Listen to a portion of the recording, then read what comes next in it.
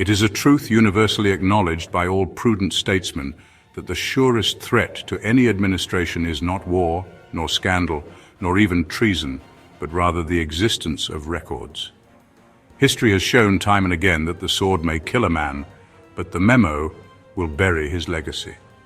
Thus, it is only fitting that our most eminent leaders should devise a system wherein memory itself is abolished, and governance may proceed without the burden of history or consequence.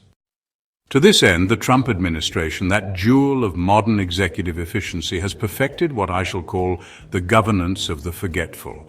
Let me describe, for the benefit of posterity and its erasure, the elegant machinery of this system. First, the architects of this model rightly recognize that the problem is not poor conduct, but documentation thereof. And so, rather than improve behavior, they took the more rational course to abolish documentation itself. They swore no oaths, kept no minutes, signed no memos. They cultivated an environment where truth was not suppressed but rendered unobservable. Second, they advanced this strategy through the genius deployment of private infrastructure.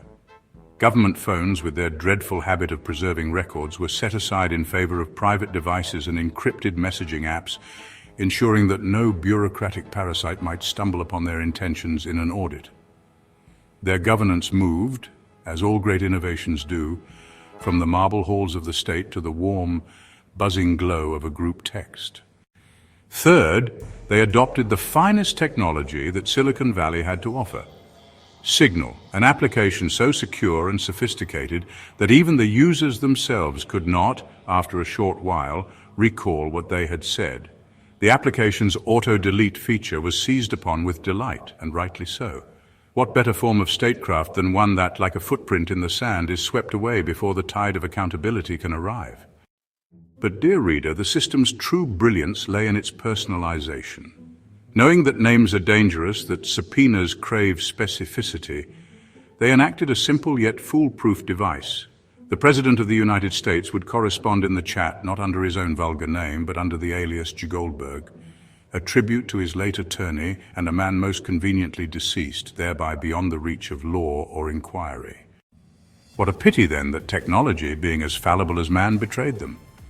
For when the group was assembled, and the President's alias summoned, Signal's honest algorithm, in its mechanical wisdom, offered instead a man of the press, the editor of The Atlantic, who shared the same moniker. One tap, one oversight, and the entire machinery of secrecy was undone, not by espionage, but by autocomplete. Some critics, less charitable than myself, may call this idiotic. I call it inspired. For what is the modern state if not a group chat governed by fools, auto-deleting itself into oblivion and inviting the press to watch?